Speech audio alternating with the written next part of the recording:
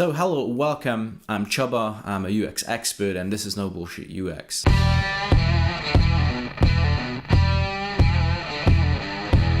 Recently, I had the privilege to be asked to be a part of a UX expert panel at UX Matters. There was a particular question that I want to address in this video.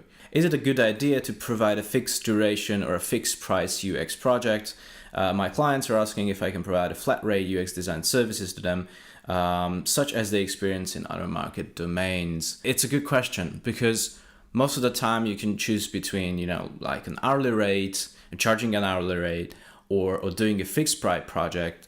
And obviously when it comes to UX, it's difficult to come up with a fixed price, like a flat rate, because there are so many things you don't know when you start doing the project. So you know what? Most of the time, clients would be more comfortable to go with a flat rate because based on an hourly rate, if they're not into the market, if they're not professional, they don't know how much time and money it will take them to create something. So if there's a designer outsourcing you work, that's fine. I mean, I outsource work, and the way I do it is first I give a project to somebody based on a flat rate because I want to see how fast they can work. And once I see it, then hourly rate works perfect. But for a client who doesn't really understand the process, it can be challenging because if you charge them, like a monthly fee or a daily fee or something, then the milestones are not as straightforward, if you will. So my advice is that, you can go with a flat rate. Just make sure that you don't fall into the common pitfalls. For example, one is when you put together the proposal, it's easy to mess up the timing and the schedule because you want to seal the deal, you want to win that client. I did this myself, and I've seen a lot of people falling into this trap that they make a compromise on the time side. So the budget is cool, the process is cool, the timing is not cool, and you don't have extra rounds for unknown stuff because there will be things that you didn't see that coming. As a client, what are the things that would annoy you or that would make you feel less devoted to working with somebody? So I think one, if the time frame is always messed up, if somebody couldn't hold the deadlines.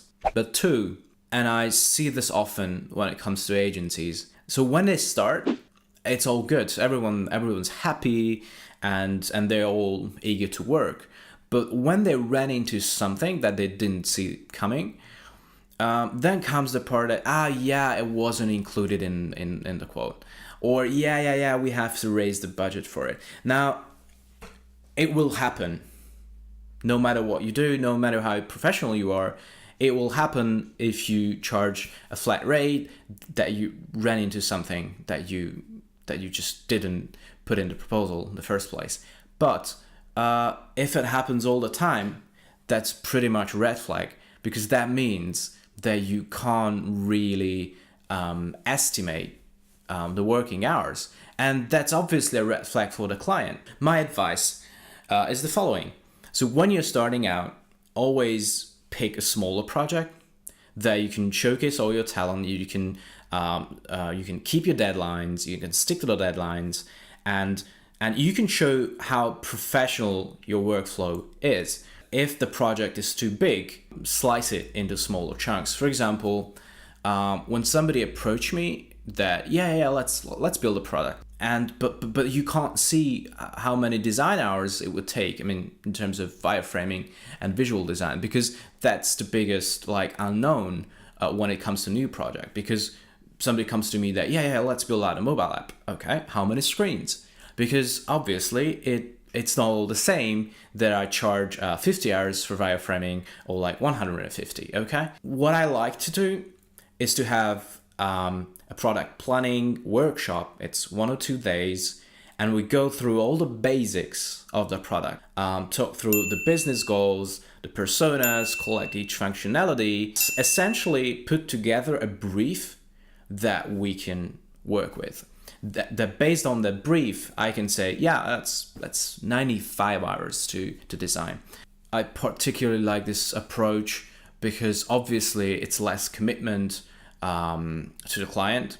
They see how you work, they see how you think through their problems, and that you can put yourself into their shoes, which is like a great way to win a client. On the long term, you can still shift to the hourly rate, charging an hourly rate. The way to do it is to start by a flat rate, and then when you get along well with the client and it turns into a longer term relationship, you can still shift. The problem with hourly rates is that it's very hard to increase them. So it's difficult to go to a client and say, yeah, we charge like 60 for an hour, and now we want 70 or 80. I mean, if it's a good relationship, there are still tactics that you can use, because obviously you don't want to lose a good client, but it's still harder to increase an hourly rate compared to